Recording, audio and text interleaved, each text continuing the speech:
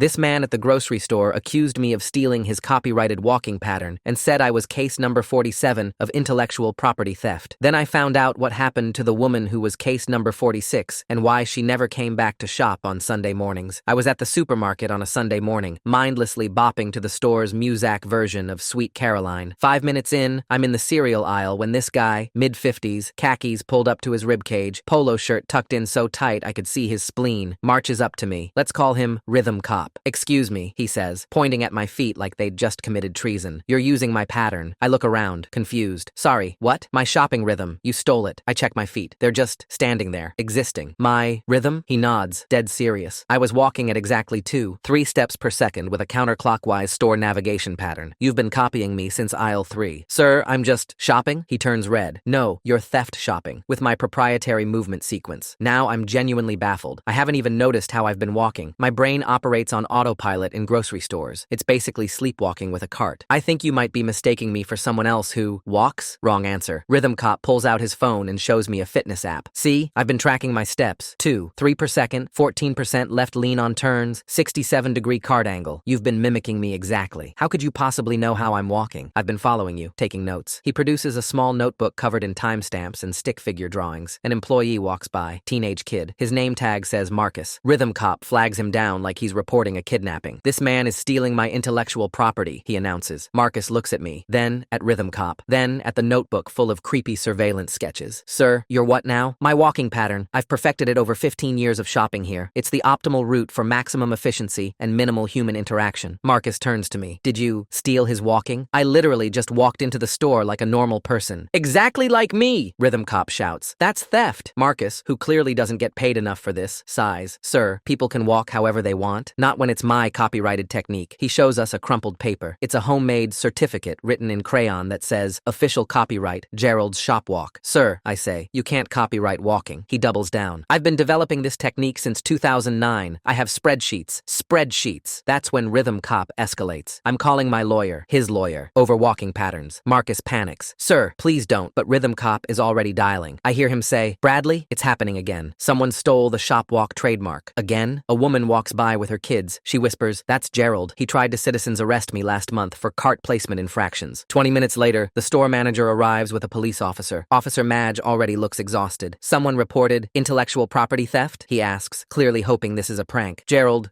Rhythm Cop launches into a presentation. He has charts, diagrams, a PowerPoint on his phone about shopping kinetics. This man has been copying my exact movement pattern, which I've trademarked as Gerald's shop walk system. Madge stares at the crayon certificate, then at me, then back at Gerald. "Sir, you can't own how people walk." "I have documentation." Gerald produces a binder. It's 3 inches thick. The cover says, "Evidence of walk theft. Case number 47. Case 47. The officer turns to me. "Just keep shopping however you want." Then to Gerald, "Maybe find a hobby." "This is my hobby!" Gerald screams. As Madge leaves, Gerald starts aggressively demonstrating his correct walking pattern to other shoppers. It looks like a robot having a stroke. I finish my shopping in peace, deliberately walking in the most chaotic pattern possible, zigzagging, moonwalking past the dairy, doing a little skip by the frozen foods. At checkout, Gerald's behind me in line. He's visibly twitching, stopwatch in hand.